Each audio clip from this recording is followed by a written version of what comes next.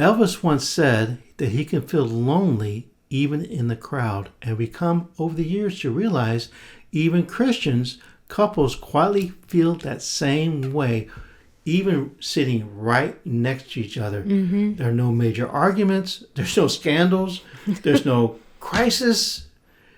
It's just a gradual emotional distance that's hard to name.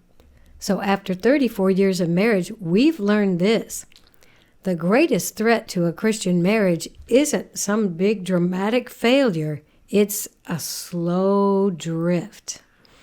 Scripture actually warns us about this. Song of Solomon 2:15 reads, "Catch for us the little foxes which ruin the vineyards." It's rarely the wildfire that just ruins the vineyards. It's the small, unnoticed things.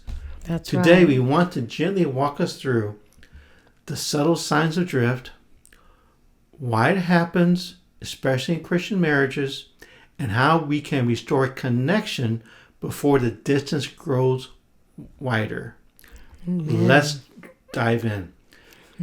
Number one, these are the subtle signs of drift. So recently, Teresa and I went to see the Elvis Presley movie Epic, which it's kind of a concert movie, but he has a dialogue all through the movie. And one of the things he said in the dialogue was, "I can feel lonely even in a crowd."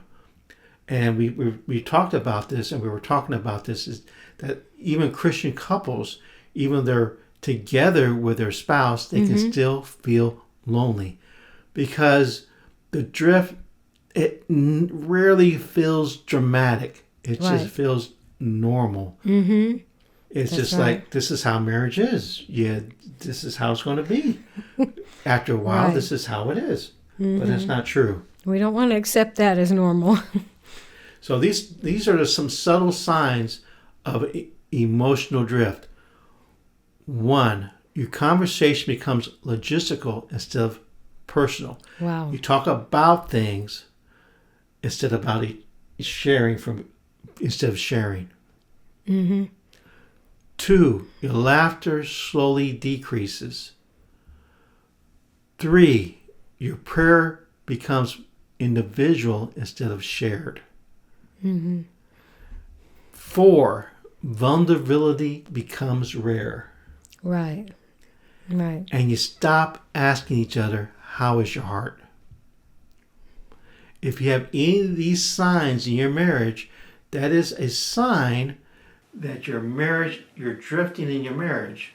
Yeah, I think people don't realize that it takes intentionality for your marriage to stay close, to stay strong, to feel that there is intimacy, like we know each other, we know what to expect from each other, and we can experience growth together. But that drift taking place, you're going to feel distant even if you're in the same room, even if you're sitting together, and that's not good. Right. You might be sitting right next to each other every evening, but you're emotionally miles apart. But here's the good news. If you can recognize this, we can fix it. That's right. You're not a failure. You're just human. And the vineyard doesn't collapse overnight. Right. That's Have right. you ever experienced a season where nothing was technically wrong, but something just feels missing? Mm-hmm, we have. And that's how the drift begins. Yeah. Number two, let's talk about why this happens. Mm-hmm. This is especially common in Christian marriages. Yes. Number one, busyness has disguised itself as faithfulness. Oh, yes. Oh, my goodness, yes. So we serve a church, right? We do. We know how it is. You have a lot of obligations, right? And you're showing up for everybody else. Our pastor needs this. The team needs that. We have to go to this event. There's so much going on. But then we're not showing up for each other. It's like, well, my Saturday's filled, my Sunday's filled, our weeknights are filled. Right. Right. Number two, conflict avoidance is mistaken for peace. Peace is not the absence of conflict, of disagreement. Mm-hmm. Correct. Peace is the presence of connection. Because Yes. if you're not talking about things, that's not the same thing as peace. No. No, it's not. Wow. Some couples, they avoid the hard conversations and they call it maturity. Yeah, we don't have a problem with that anymore, right? We're past that. Not necessarily. But the distance grows in that silence. Yes, yes. Number 3, stability is mistaken for intimacy. Mm-hmm. We're not fighting, so we must be fine. But stability is not the same thing as being close. No, it's not. Revelation chapter 2, verse 4, Jesus said, "You have forsaken the love you had at first." Wow, that's a big reprimand from Jesus, isn't it? Right, you've left your first love, is Yes. one verse translation says. Right. Right. You know, it's not like you're rebelling against your spouse. Mm-hmm. It's just gradual neglect. Yes, neglect. And that's what Jesus was talking to that church about, was neglecting, coming to him, sharing your heart with him, being open before him. The same thing in marriage. We don't want to neglect opening our heart to our spouse and coming to them and just spending time with them. Thrift is rarely intentional, Mm-hmm. but it is incremental.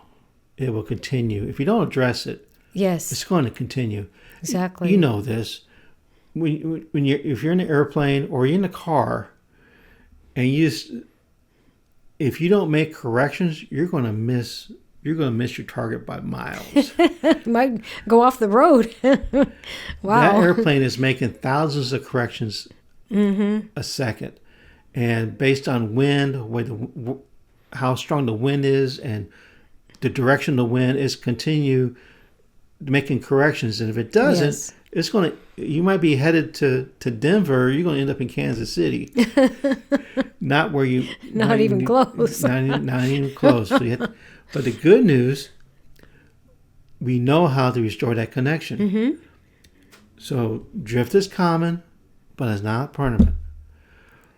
Restoration is rarely dramatic, but your restoration has to be intentional. Yes, intentional. So good. Step one, you got to name it. Mm-hmm. You got to tell your spouse, I feel like we've been a little distant lately. Right. Do you feel it too? Mm-hmm. It's not like, what's wrong with you? Oh, no, you don't want to ask that. What's wrong with you? No. I feel that there's some distance or something's just quite not right. Do you feel the same thing? That's good. Yes. And 99.9% of the time, your spouse is going to say, yes, let's fix this. Mm-hmm. And not talking about it is when you get into trouble. So one of you has to bring it up if you're sensing that. Right. So gentle honesty creates safety. Mm-hmm. So when you hear your spouse say, yes, I feel that too, that just creates a safety net there that, okay, Yes. we can fix this together. That's right. You got to rebuild using small daily patterns. Mm-hmm. Number 1, you have to have 5-minute daily check-ins. You got to. You have to. That's you right. have to have 5 minutes of your day where you can talk. Mm-hmm. You got to be able to do this. Yes. Yes. It's So important. important. Yes. Right? It is so important. People can go for days and not really know what's going on with each other in their marriage. And you really don't want that, because then it becomes harder to open up the conversation. So just these little check-ins, just like, see, how are you doing? What's going on with you? And is everything okay? And you can talk about something's going on at work or what's happening at home, but at least you're checking in and you're talking, and you're sharing not just information, but talk about how you feel, and you know, if something's concerning you, it's okay.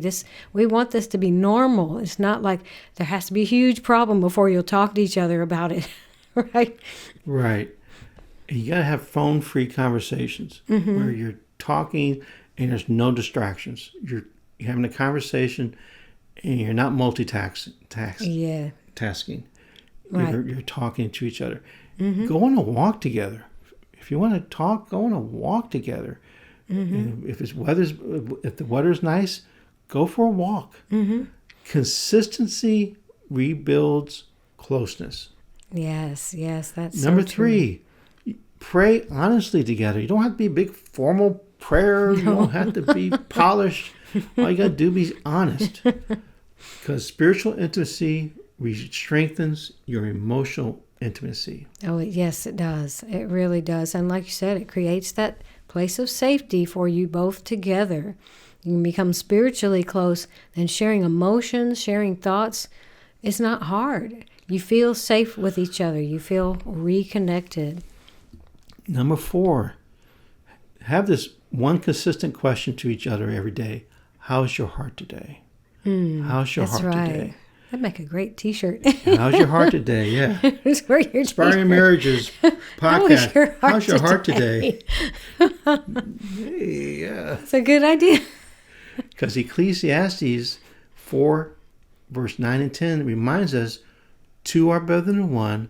If either of them falls down, one can help the other up.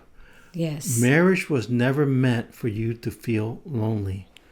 Emotional intimacy grows through consistency, not the intensity.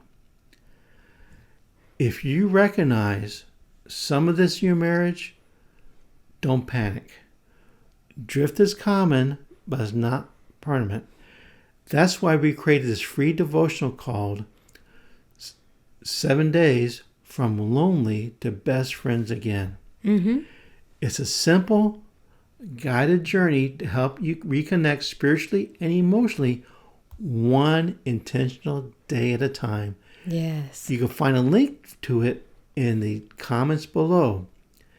And if this teaching encouraged you, would you take a moment and like the video to help more couples receive biblical encouragement like this?